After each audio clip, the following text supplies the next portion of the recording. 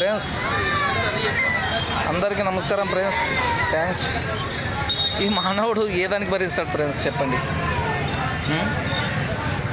ఎండలు ఉంటే ఎండలు ఎండలు ఎండలు అంటారు. ఒక వర్షాకాలం వస్తే చల్లదనం భగవంతుడు ఇస్తే కూడా వర్షం వచ్చే పంటలు పరాబాయ్ అది ఖరాబాయ్ అంటారు.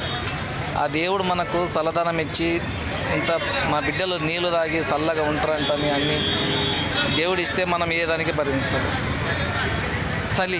చలికాలం వస్తే ఈ చలి ఏందబ్బా ఇంతగానము ఘోరంగా ఉంది చలి అంటేనే ఆ చలిని కూడా వ్యతిరేకంగా పెడతాం. ఈ మూడింటిని పక్కకి పెడితే ఇంకేమి భరిస్తారు ఈ మానవుడు? తండ్రి ఇచ్చేటివి 3 వస్తువులు. బిడ్డలారా, ఎండకు సరిగా శరీరం మంచిగా పెట్టుకోండి. వానాకాలము శరీరం మంచిగా తాడవకుండా కాపాడుకోండి. చలికాలము చలిలో ఇది లేకుండా బాగా మంచిగా ఆ వ్యాయామం చేసుకుంటా అది చేసుకుంటా శరీరం మంచిగా పెట్టుకుంటాని 3 కాలాలు ఇచ్చాడు దేవుడు. మనకి ఇంకేమి ఇచ్చాడు? సరిపడినంత మనకు అన్ని కాలాలకు అంత సరిపెట్టేటంత ఇచ్చిండు. మనకి ఏమీ తక్కువ ఇచ్చలేదు.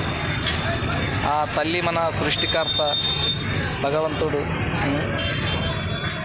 మనకు సృష్టి ఎంతవరకు ఉందంటే అంతవరకు మనం కాపాడటానికే భగవంతుడు మనకు ఉండడు. ఎలకాలం ఉంటాడు తండ్రి. మీరు దేవుని నమ్ముకోరు. దేవుని నమ్ముకుంటే అంత సరిగా ఉంటుంది. ఏమీ బాధపడేది అవసరమే లేదు. మనకు తినటానికి తిండి, ప్రాణి పక్షులకు నీళ్ళు, అన్ని వస్తువులు ఇచ్చేటతో అతని మనం ఏం చేస్తాం? ఆయన మనకి ఎవరికి ఇంత తక్కువ. మనం మంచిగా నడవలే చాలు. ప్రాణి కానీ మనిషి కానీ ఎవరే కానీ మంచిగా నడవాలి, నీయత్తో నడవాలి. ఏదో చేయికి అయినంత ధర్మం చేయాలి, దాన ధర్మం చేసి ఇది చేసుకున్నాలి.